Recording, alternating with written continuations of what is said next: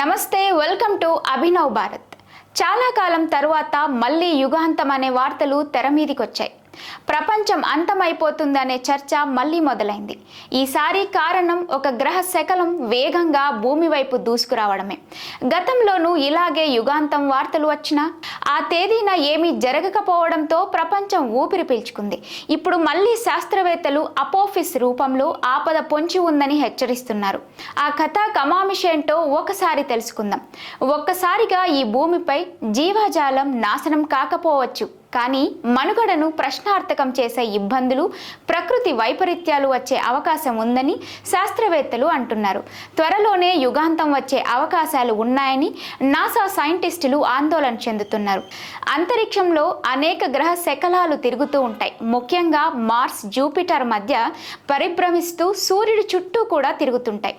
వీటిలో కొన్ని భూమికి దగ్గరగా వచ్చిపోతూ ఉంటాయి. అయితే వాటి వల్ల పెద్దగా ప్రమాదం ఉండదని, కాగా ప్రస్తుతం అంతరిక్షంలో తిరుగుతున్న ఒక గ్రహ శకలం క్రమంగా భూమి వైపు దూసుకొస్తోందని, 2029లో భూమికి చాలా దగ్గరగా వస్తుందని నాసా సైంటిస్టులు గుర్తించారు.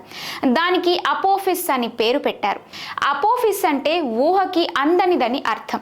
ఈ గ్రహ శకలం వల్ల ఎలాంటి పరిణామాలు సంభవిస్తాయో ఇంకా తెలియనందున సైంటిస్టులు దానికి ఆ పేరు పెట్టారు.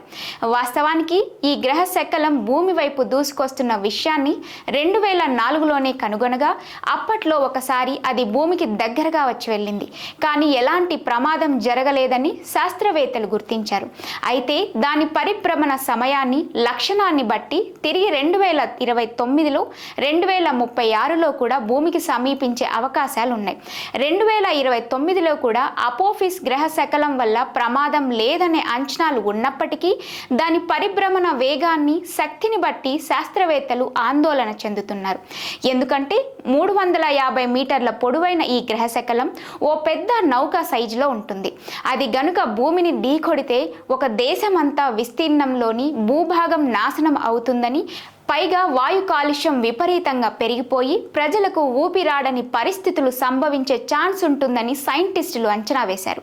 ఒకవేళ భూమిని కాకుండా సముద్రంలో ఢీకొట్టిన అల్లకల్లోలాలు, సునామీలు రావచ్చు. అంతరిక్షం నుంచి భూమి వైపునకు దూసుకు వస్తున్న అపోఫిస్ గ్రహశకలం 2029 ఏప్రిల్ 13న భూమిని సమీపిస్తుంది. అంటే భూగోళానికి 32,000 కిలోమీటర్ల దూరం నుంచి అది ప్రయాణిస్తుంది. అది భూమిని ఢీకొడితే మాత్రం పెద్ద వినాశనమే జరగవచ్చు. ఒకవేళ ఢీ కొట్టకపోతే మరో 100 ఏళ్ల పాటు ఏ గ్రహ శకలం భూమిని సమీపించే అవకాశమే లేదు. అయినప్పటికీ అప్రమత్తంగా ఉండాల్సిన అవసరాన్ని సైంటిస్టులు గుర్తించారు. ఎందుకంటే మన శాటిలైట్లు భూమికి 20,000 కిలోమీటర్ల ఎత్తులో తిరుగుతుంటాయి. రాబోయే గ్రహ శకలం భూమిని ఢీ కొట్టకపోయినా ఆ శాటిలైట్లను ఢీ కొడితే అవి కుప్పకూలే ప్రమాదం ఉంది.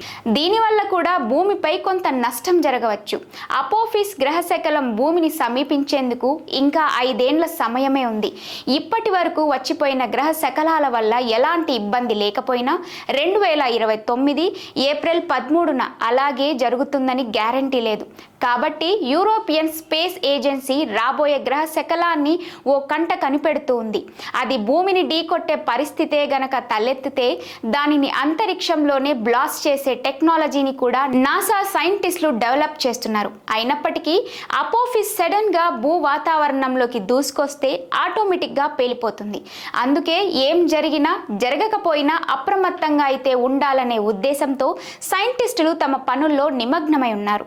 ఈ నేపథ్యంలోనే కొందరు ఒకవేళ అపోఫిస్ భూమిని ఢీకొడితే యుగాంతం తప్పదేమో అని అనుమానాలు వ్యక్తం చేస్తున్నారు. ఏం జరుగుతుందనేది మాత్రం 2029 ఏప్రిల్ 13నే తేలనుంది.